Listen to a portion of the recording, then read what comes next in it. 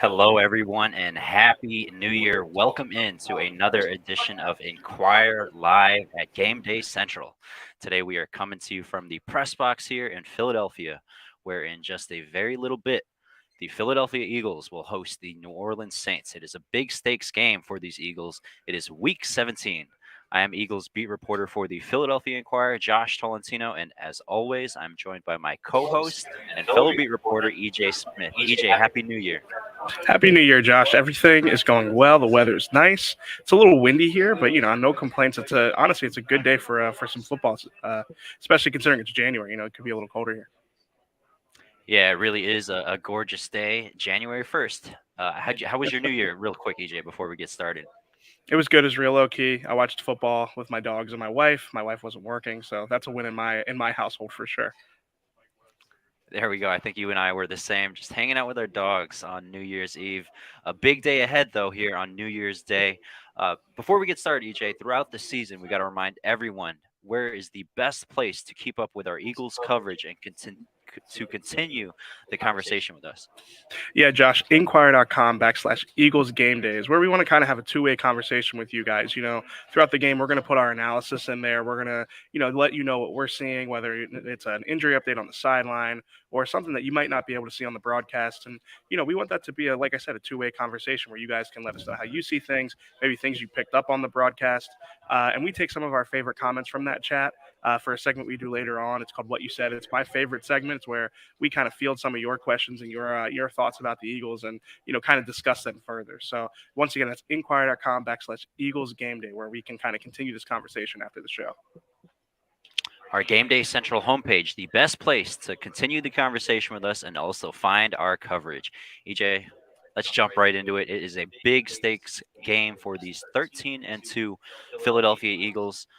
Where do you want to start? Jalen Hurts isn't going to play. Gardner Minshew is the backup quarterback, but the team, a tremendous opportunity here to lock up the NFC's #1 seed, the division title, and obviously home field advantage throughout the playoffs with a victory today. Yeah, so I mean, obviously Jalen Hurts not playing is a significant development for the team. It seemed like he was getting closer this week. Last week he was ruled out. The Thursday before the Saturday game, 48 hours beforehand. This week, they kind of dragged it out a little bit longer, and he had practiced a couple of times. He was a limited participant on Thursday and Friday, but still, we saw him throw the football. We saw him kind of getting back to normal football activity a little bit more.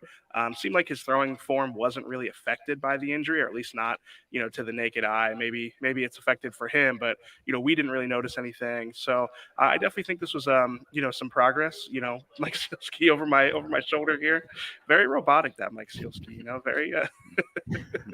But yeah, so that I think that he definitely made some progress this week. I think that was encouraging. But if it's the type of thing where he might be able to throw the football, unaffected, but can he take contact? Can he withstand hits and not aggravate or re-injure that shoulder? I think the Eagles are being precautious with it. But I do think that against the Saints team, like, the Eagles should be able to win this game with Gardner Minshew. I think that maybe that played into the decision a little bit too. Being able to give Jalen an extended rest where he can really make sure that shoulder sprain is healed completely by the time the playoffs come around. So yeah, he's not going to play today, but I do think that this week, is a step in the right direction. EJ, this week has kind of been a bunch of hypotheticals, wondering what might happen if Jalen Hurts were to play again this season. The Eagles, after today, they have one more home game before the playoffs start. Again, if they win today, they will clinch home field advantage throughout the playoffs. EJ, if you are Nick Sirianni, if you are general manager Howie Roseman, how are you approaching this situation with Jalen Hurts? You and I have both covered it throughout the week. Essentially, I mean, if they hypothetically clinch the 1 seed, Jalen Hurts wouldn't need to play for almost a full month. And then, that enters the conversation of, is he going to be rusty? Should he play a series or two next week? How exactly do you kind of predict that they might handle this Hurts situation? Again, an injured shoulder over the next couple of weeks. Well, if you put me in the shoes of those guys, I could see, I personally see the benefit of him, if he's healthy, 100% healthy, without the risk of re-injury. If he's not 100%, there's no sense in putting him out there. Even, I mean, if there's stakes next week, then we can have that conversation. But if the Eagles wrap up the number one seed this, today, I do think there is still some benefit in getting him out there for a couple series, kind of knocking that rust off. Teams always talk about rust versus rest this time of year. That said, if you're asking me to like predict what they might do, I don't think it's off the table that even if they win this game, that he would play next week. But I also think that you have to look at the way the Eagles handle the preseason, kind of as like, you can get some hints about how they like to handle these things based off of how they handle the preseason. They prioritize rest during the preseason. They prioritize making sure that everybody's healthy going into week one. I think that you could see that approach as the same approach going into the postseason. Now, obviously, if you have the first round bye, that starts to play into they already have a week off. But I definitely think that avoiding any re-injuries or any new injuries in the next two games is going to be important for this team because obviously they're in a good position going into the playoffs. You don't want to add to what is already a growing injury list for this team. Yeah, certainly. Speaking of injuries, let's go right there. We always save our section who's hurt, who's healthy, but it's impossible to discuss it without bringing it some prominence into today. Safety CJ Gardner Johnson, EJ, he is still on injured reserve. This is his former team that the Eagles are hosting. Without CJ over the past month, they've been relying more on Josiah Scott. Avante Maddox is also injured. Banged up secondary, as you mentioned, EJ. What are your expectations today for the secondary? Because you wrote about it last week. We were in Dallas on Christmas Eve. Josiah Scott, 3rd and 30. Uh, the Eagles had gotten consecutive sacks on 1st and 2nd down to push the Cowboys into 3rd and 30, and it really felt like just such a bone-crushing moment there for Josiah Scott and the rest of the Eagles defense. Yeah, I mean the team, the game really did hinge on that moment. Obviously there's a lot of plays that go into deciding the game, but it's hard to understate the impact that that play had. If the Eagles force a punt there, they are already up a touchdown. With the ball in the fourth quarter. I mean, yeah, it was a significant moment in the game for sure.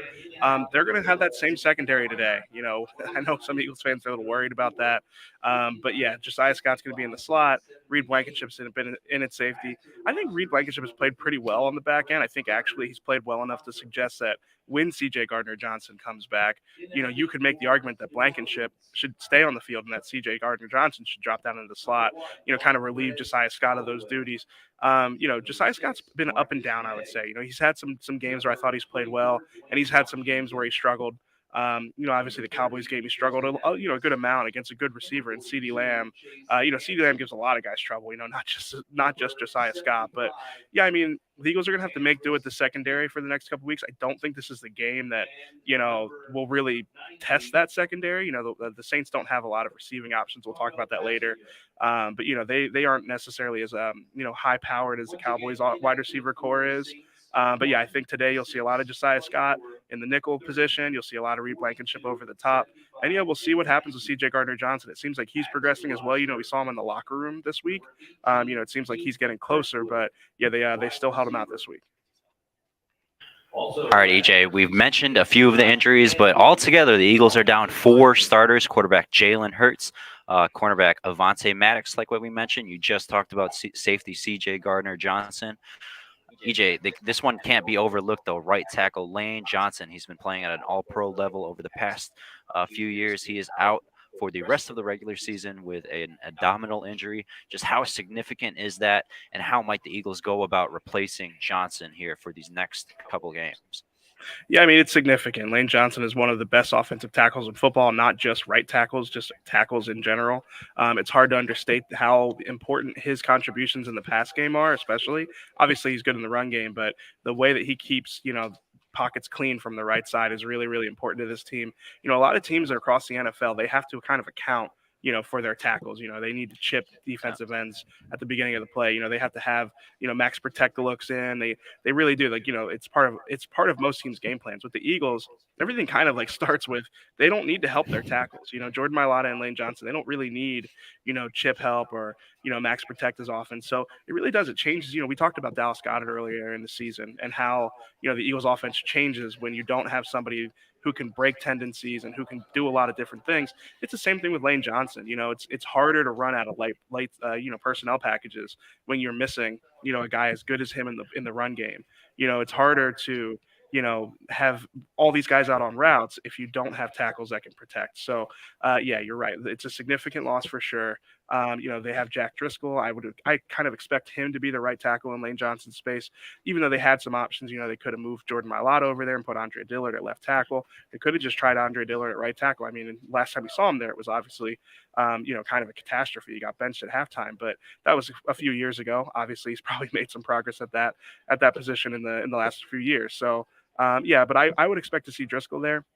He's played well, in spot duty before, whether it be right guard or right tackle. But yeah, you're right. I mean, he might need a little bit more help. He might need more. It might just change the way that they can call the game. So yeah, it's definitely a significant loss not having Lane Johnson the next 2 weeks. EJ, you, myself, our colleague Jeff McClain, we've spoke to people close to Lane Johnson, and they've described essentially. I mean, this is an injury it's so much pain, it requires surgery, and he's holding that off at least for now to attempt to make a return to the playoffs. Even if he isn't at 100%, he wants to be on the field. That's kind of an understanding that we've gotten just being around Lane over the past several years throughout his career in Philadelphia. He wants to play through pain. He wants to be out there. And we'll see exactly how productive he can be in a couple weeks if he is able to get back on the field. A significant loss for these Eagles. Again, we'll see how exactly they'll adjust with Jordan Mailata there on the left side, potentially Jack Driscoll replacing Lane over these next couple of weeks. EJ, what is going on over on the Saints side? It's some breaking news, but it sounds like they're going to miss a significant contributor, a Rookie of the Year candidate in Chris Olave. Yeah, so we mentioned earlier that the Saints receiving core isn't the most dangerous group the Eagles will see this season, and a big loss for them is Chris Olave isn't playing. Now he's missed the last couple of weeks with a hamstring injury. He was questionable going into today, and he's a part of the Saints inactive list, as was Marshawn Lattimore. The Saints are kind of banged up. They're winners of 2 straight. They're the type of team that kind of just likes to muck the game up. Like they're kind of like they want to run the ball. They want to have just like win ugly games. And, I wrote in my prediction column, not to spoil anything, but, the Eagles have beaten teams like that before. They had the Tennessee Titans here a couple of weeks ago. It's another team that wants to kind of win ugly games. And the Eagles have shown that they can do that. But as far as the Saints with like their offensive weaponry, it's like Taysom Hill is probably their most dangerous offensive player at this point. Alvin Kamara is a household name and he has had a really good career. He's not quite that guy anymore. They've got some deep threats. They've got some like decent players, and Andy Dalton is kind of like a professional quarterback. Like he's just kind of not necessarily like one of those elite guys, but he can win you a couple games. So I don't think that you can take this team too lightly, but I also think, especially with Chris Olave out of the lineup, there's not a whole lot of a lot of things that you have to worry about testing this Eagles secondary, even though they've got 2 reserves in key spots. A big loss here for the New Orleans Saints here without wide receiver, NFC Rookie of the Year candidate Chris Olave, who was actually I went to Ohio State's Pro Day, EJ, before the Eagles acquired AJ Brown. When everyone thought that the Eagles were certainly interested in receivers coming out of the draft. He told me, him and Garrett Wilson, that they were actually fans of the Eagles. They were fans of Devontae Smith. They saw him in the national championship game a few years ago. He's going to be out today for the Saints. A big loss for the visiting team. EJ, let's transition over to what you said. A quick reminder before we get started. Submit your comments and questions throughout the game, throughout the week, and we will have a chance to read them during our Game Day Central show. The place to do that is inquirer.com/Eagles Game Day. EJ, our first comment comes from Jay Galt, who says, the Eagles need to take the Saints seriously, eliminate mistakes, and win the turnover battle. Then heal up for the playoffs. EJ, this is a big point. The Eagles have committed 7 turnovers over the past 2 games. What needs to happen? I mean, it's pretty self-explanatory. They need to take care of the ball. Yeah, I mean, some of these turnovers we've seen, especially against the Cowboys, I feel like you could sort of I mean, listen, a lot of teams have these kind of fluky turnovers at some point throughout the season. It's why, mid-season when they were, leading the NFL in turnover differential by such a wide margin, we all kind of expected them to kind of regress back to the mean at some point. I think we've seen that. But, obviously there's a lot of things to clean up. Some of the throws that Gardner Minshew made were pretty risky throws. The one to Quez Watkins, the two to Quez Watkins, both of them, I think there's kind of things that both sides could fix on that, with Gardner Minshew and Quez. The Miles Sanders fumble. I mean, he was being loose with the ball in tight quarters, and the frustrating part about it is like there wasn't a whole lot to gain there. It's not like he had the green grass in front of him. It's one of those in cases where it's definitely just a mental lapse. So I think that they'll probably I'm sure that they emphasize it all throughout the week. And I think again, some of these are fluky, so I think that they are kind of bound to sort of even out with some of those turnovers. But I mean, yeah, you can't understate it. The only two games that the Eagles have lost this season, they had 4 turnovers in each of them. It's like that. If that's the only way that you're going to lose games, and it's a pretty easy formula. It's a formula that gets you to 13-2. So yeah, I definitely think they're going to have to limit turnovers offensively, and I think they can create turnovers against the Saints offense. Whether it's interceptions or forced fumbles. So yeah, it's going to definitely be a key today. But yeah, it's definitely something that you got to keep an eye on. Considering all the injuries the team has been facing over the past couple of weeks, it's crazy to think about. EJ, last week we were in Dallas, and there's 5 minutes left in the game, and they still have a shot to win the game. Unfortunately, again for the Eagles, two of their 4 turnovers in last week's game against the Cowboys occurred under that 5 minute mark towards the end of the game. That simply can't happen. You mentioned Miles Sanders, EJ. Miles, he's been dinged up this week with a knee injury. He's been wearing a brace on his left knee. I was speaking with Miles and a couple other reporters at his locker, I believe, on Friday, and we're asking about the knee, and he basically redirects the conversation to his fumbles. After not fumbling the entire season, over the past 2 weeks, he's committed consecutive fumbles. As you pointed out, they just need to take care of the ball. And we've saw some drills throughout the week, ball security drills. They've added some layers to that with the boxing gloves and getting whacked by assistant coaches. We'll see how the Eagles adjust here after committing 7 turnovers over the past 2 weeks. EJ, our last comment comes from Bad Love, who says defense needs to show why they are one of the top defensive teams Sunday. EJ, I perused the defensive rankings in regards to Jonathan Gannon's unit. They're pretty still high up, despite the performances over here the past couple of weeks, despite the injuries. This is still one of the top defenses in the league in regards to statistical numbers. Games don't come down to that, though. Exactly how are you viewing this Eagles defense today? You mentioned the Saints are missing a bunch of weapons. Very underwhelming unit. Still, they need to be on top of their game if they want to clinch the #1 seed. Yeah, I mean, today I think that this isn't the game that I think will really test the Eagles secondary. I think that, we have a lot of information on them at this point. I think the defense is very solid against pretty much every team in the league except for the few that have these elite quarterbacks. And I think that is the question that I left the Cowboys game with that really won't get answered until we get to the playoffs. It's the type of thing where, the Eagles aren't going to see many of the top. There's only 5 of these guys that you really, really can test you. So I think Dak Prescott is one of them this year. I know you saw that against, last weekend. Against banged up secondary, yes, but still, I think that the way that the Eagles defense is formed, it's kind of like we're gonna sit back in zone, we're gonna make you make tight window throws, and Dak Prescott's one of the quarterbacks that's comfortable doing that. He's a quarterback that is not afraid to take chances. You've seen his interception numbers are a little bit higher this year because he's being really aggressive with the ball. And against the Eagles, he played an incredible game. Made a couple of throws that most guys wouldn't be able to make, but that's what the Eagles defense is susceptible to right now. They can generate pressure, but and even against the Cowboys, they were really good on early downs. They were good containing the run on first and second down, but then on third down, it didn't matter if it was 3rd and 7. That's where they've been so good all year, these known pass situations. But against the Cowboys, Dak Prescott was really just slicing and dicing them on 3rd down. They sat back in zones, and Dak Prescott made the throws he needed to make to keep the Cowboys on the field. So I do think that that's something that when we get to the playoffs, it's going to be something that bears watching. I think it would be a concern of mine, their ability to contain elite quarterbacks. But at the same time, that's kind of like a, I mean, most teams struggle to contain elite quarterbacks. That's kind of that's what makes them elite. So it's the type of thing where will the Eagles have to win a shootout in the playoffs if they play against Dak Prescott in the divisional round? It might be that case. That definitely might be the case based off of what we've seen. Last weekend. But overall, I think the defense has been effective. I mean, we can talk about it. They're 12 sacks away from setting the NFL record for single season sacks as a team. Like, they've got a really good pass rush. They've contained, even quality quarterbacks like Aaron Rodgers. Whatever you think about Kirk Cousins, he's been playing well this year. They did a good job against those guys. It's really just those top-notch quarterbacks that you still have some concerns about. But overall, yeah, I think the defense has played well, and I think that going into the playoffs, fortunately for the Eagles, there's not too many elite quarterbacks in the NFC. It's really just Dak Prescott. Brock Purdy's playing at a pretty high level, and obviously, again, you can have the conversation about Kirk Cousins, but that's not quite that tier.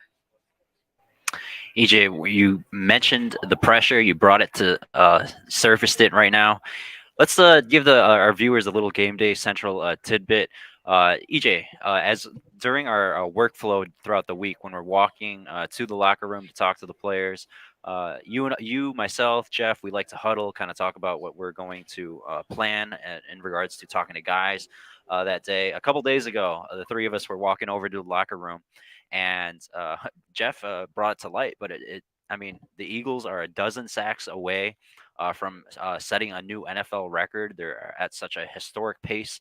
Over the past 4 games, they've recorded 6+ sacks in each game. That is really difficult to do, but it seems like, it's just been such a regularity for this team, for this defense to apply pressure. You can't speak so much about the significance of the addition of Hassan Reddick, what it's meant for Brandon Graham to be back. He's on the verge of crossing that double-digit mark. And then Josh Sweat. I mean, he's been playing lights out football, really been cutting his time to get to that backfield. I think you had a stat about that earlier in the week. I think fans, if you're going to appreciate this team, there's been a lot of talk about the quarterbacks, the wide receiver duo to cross 1,000 yards, Miles Sanders crossing 1,000 yards. It can't be understated how impressive this pass rush has been, specifically over the past month. Yeah, I mean, it's hard to have a quiet season leading the NFL in sacks and on pace to, potentially set a record. But that's kind of where we're at with this Eagles, with this Eagles defense. I mean, they have been consistently dominant up front. I think that, part of the reason that it's quiet is because they don't have, this crazy 20 sack performer. Like, obviously Hassan Reddick is, at 14. Like, he's having a really, really great season, but I think they don't have that guy that's like, undisputed top edge rusher in the league. And that's part of it. And also part of it's like the reason that they've had so many sacks is because they are just leading so many games, defensive linemen talk about it all the time. When you can make a team one-dimensional, you can really start to hone in on the pass rush. You don't have to play the run as much.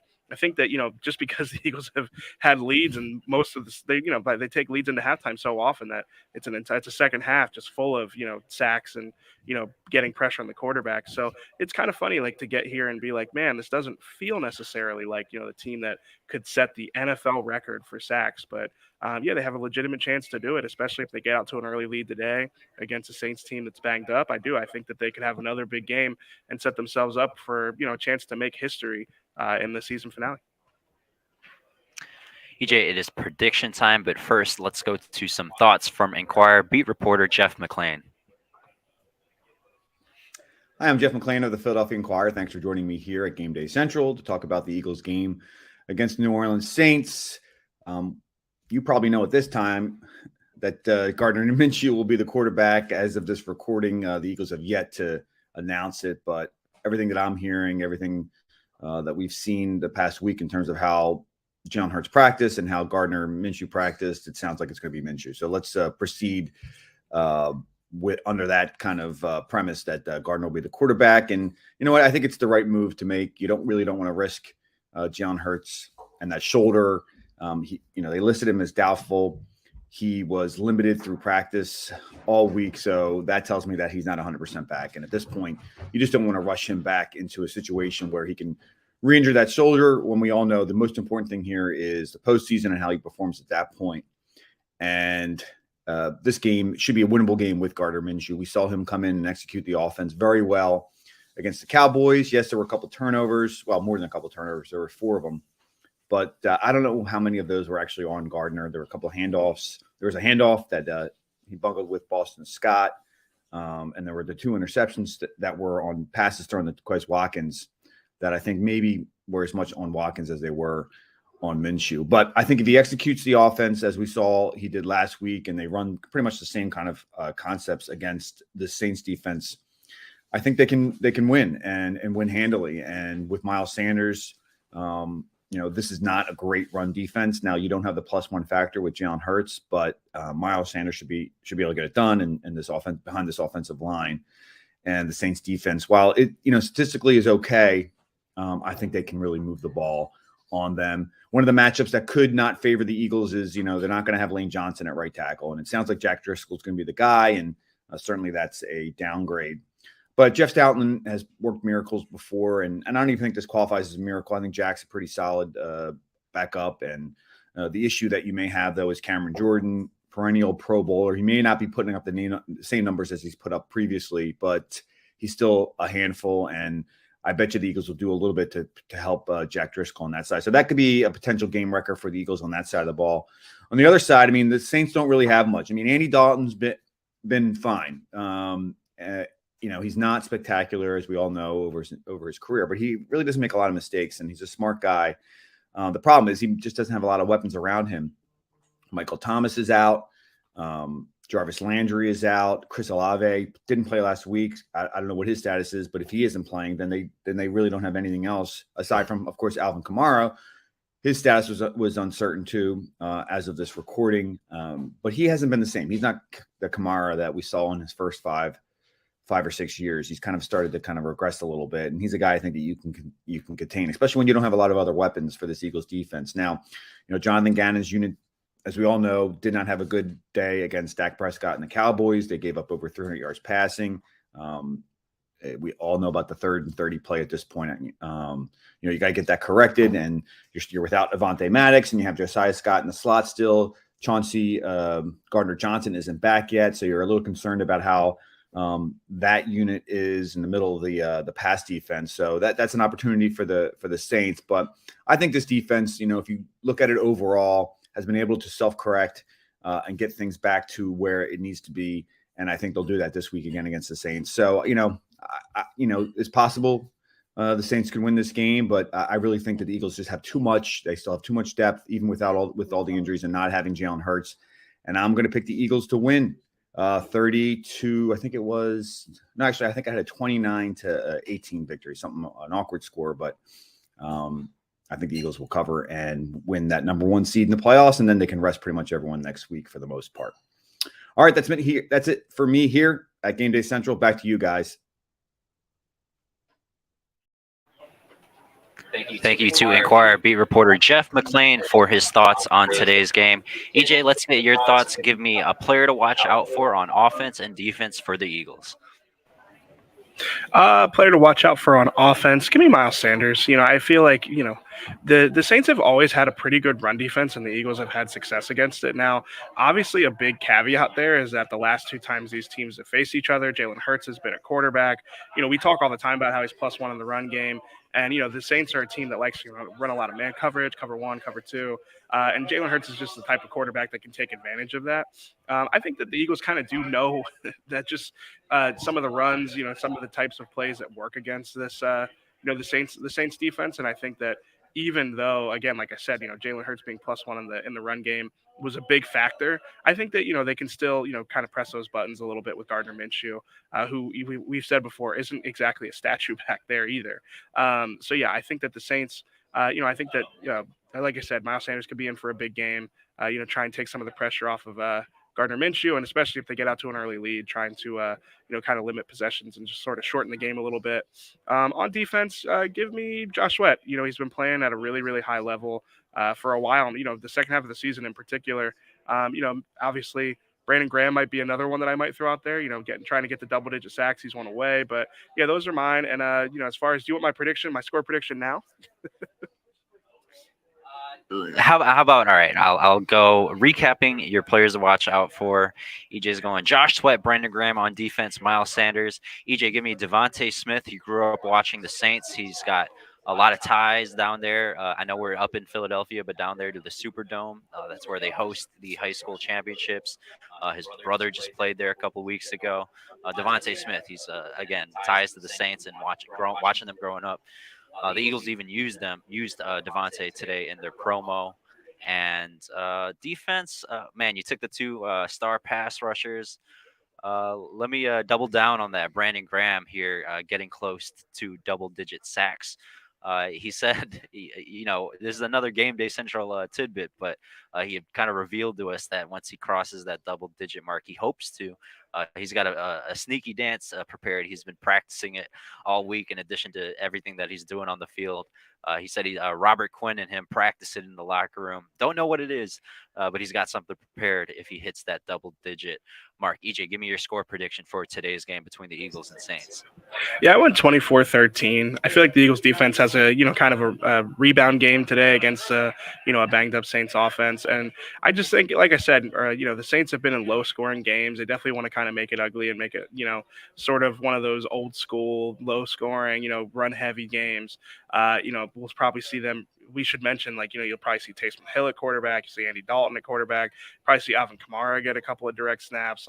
It's very it's just not like many offenses you'll see in the NFL. So, I think it'll be a low-scoring affair today, and I think the Eagles will be able to pull it out. A low-scoring affair there, EJ says. I think I had it about 30.